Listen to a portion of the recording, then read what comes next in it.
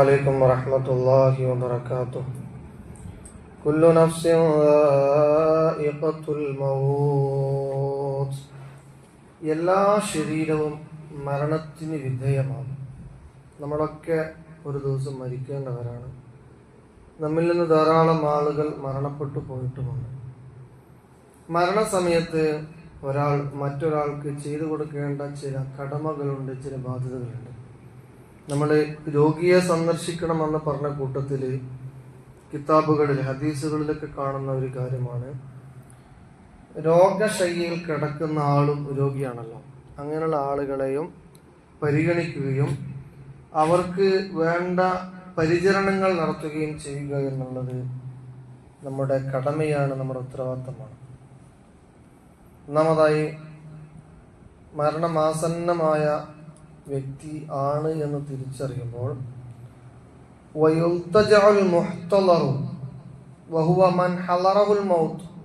മരണം ആസന്നനായി എന്ന് ബോധ്യപ്പെട്ടു കഴിഞ്ഞാൽ അദ്ദേഹത്തെ കിടത്തണം. ലിജംബിൽ ഐമൻ, വലതു ഭാഗത്തേക്ക് ചേർത്ത് കിടത്തണം. ഇലൽ കിബിലത്തി, കിബിലിലേക്കായിട്ട്, വലതു ഭാഗം കിബിലിലേക്കായിട്ട് കിടത്തണം. ഫൈ തഅസ്സറ ദാലിക, ഇനി അതിന് പ്രയാസമാണെങ്കിൽ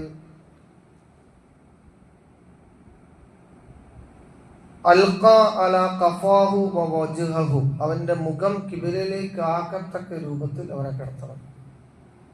വഹ്മസാഹു അൽ കിബില, അപ്പോൾ അവന്റെ ഉള്ളംകാല് കിബിലയിലേക്ക് ആക്കിയിട്ട് അവന്റെ തലക്ക് താഴെ ഒരു തലയണ പോലത്തെ ഒരു വസ്തു വെച്ച് അവന്റെ മുഖത്തെ കിബിലിലേക്ക് തിരിച്ചു കിടത്തണം.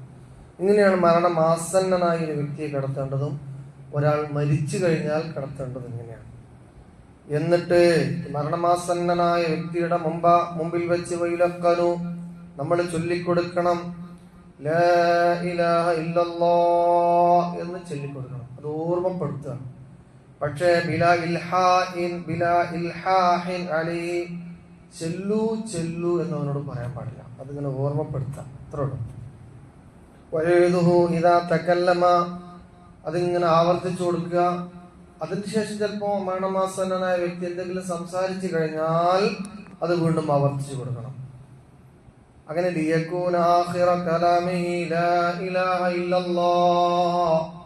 ആ വ്യക്തിയുടെ അവസാന കലാമ്, അവസാന വാക്യം അത് ലാ ഇലാഹ ഇല്ലല്ലാഹ് എന്നാകണം. എന്തുകൊണ്ടെന്നാൽ മുഹമ്മദ് മുസ്തഫ സല്ലല്ലാഹു അലൈഹി വസല്ലമ തങ്ങൾ പറഞ്ഞു, മൻ കാന ആഖിറ കലാമിഹി ലാ ഇലാഹ ഇല്ലല്ലാഹ് ദഖലൽ ജന്ന.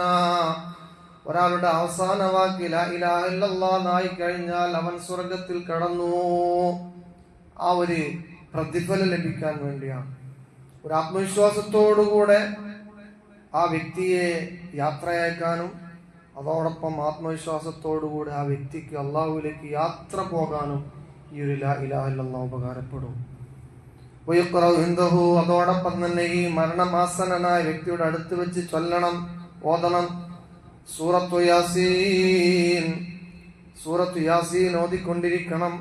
എന്തുകൊണ്ടെന്നാൽ ഖബരി സ്വഹീഹി, മഹാനായ മുഹമ്മദ് മുസ്തഫ സല്ലല്ലാഹു അലൈഹി വസല്ലമ പറഞ്ഞിട്ടുണ്ട്, ഇഖ്റഉ അലാ മൗതാകും യാസീൻ. മരണമാസന്നനായ വ്യക്തിയുടെ മുമ്പാകെ വെച്ച് നിങ്ങൾ സൂറത്തു യാസീൻ ഓതണമെന്ന്.